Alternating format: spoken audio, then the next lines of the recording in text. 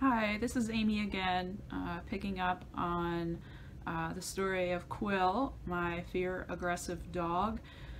I left off in the last video with the story of the harsh correction at the vet's office, and then learning about fear aggression and being connected to a behavioral vet who was able to help my wife and myself to work with Quill on that issue. And I guess what I wanted to do with this video is just share a little bit more about some of the other fears that were showing up for Quill in that first year of our owning him.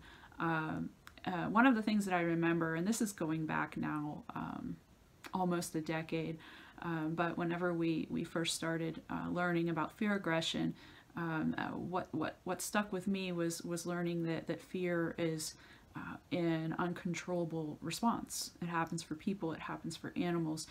You can't help but to become afraid. It's easy enough for humans then to decide how to respond to that fear. So in the context of working with Quill, it was important for us to understand that and to know that we had a couple of jobs to do to best protect him and the people who were around him. Job number one was to try to keep him out of scary situations, and to do that to the best of our ability. But because you can't always control whenever something scary might happen, job number two became to have some control over his immediate environment. Let's say I have company to the house and Quill is across the room with one of our house guests, and something happens and he becomes afraid.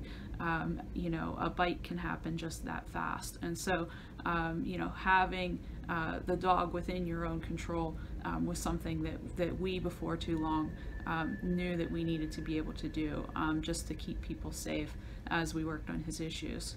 And you know, the thing that took us to working with a behavioral vet was his fear of vet offices, and that felt like serious enough of an issue that we needed to learn to deal with that.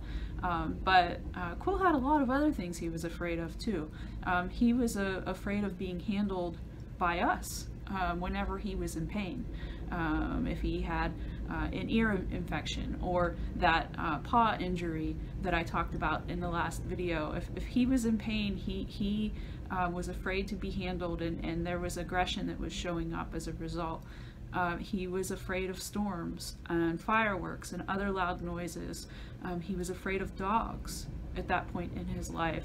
He was afraid of being left alone, which showed up in the way of separation anxiety. And soon we learned he was afraid, or at least suspicious, of people in general. You know, that we saw if people were reaching for him or reaching over him, if there was any kind of poking or prodding, which again with the vets. And so before too long, we had a much bigger issue than we realized. We thought what we thought was limited to the vet's office actually became an issue in our own home.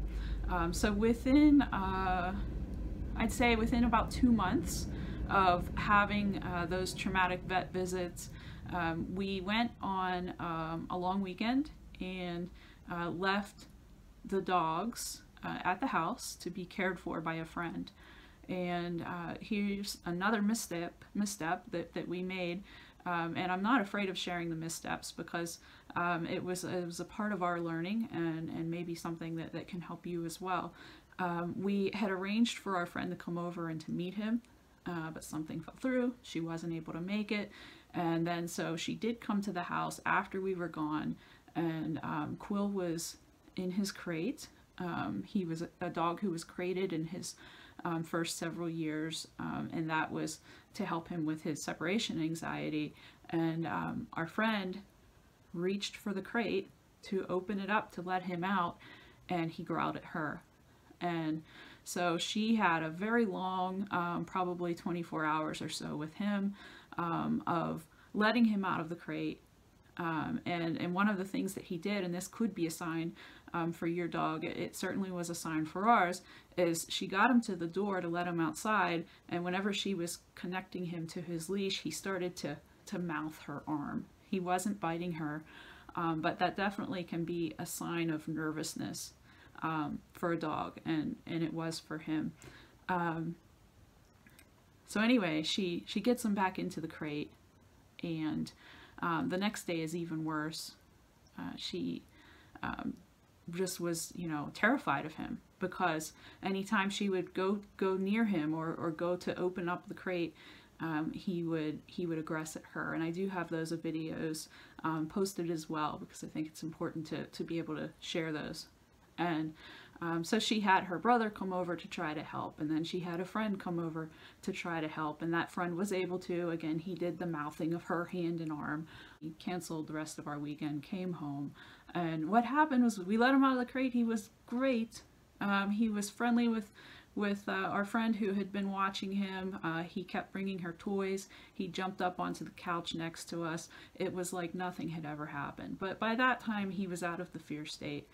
So needless to say, by the end of that weekend, we knew that we had a problem that was much more severe than the growling and snapping with a muzzle on at the vet office.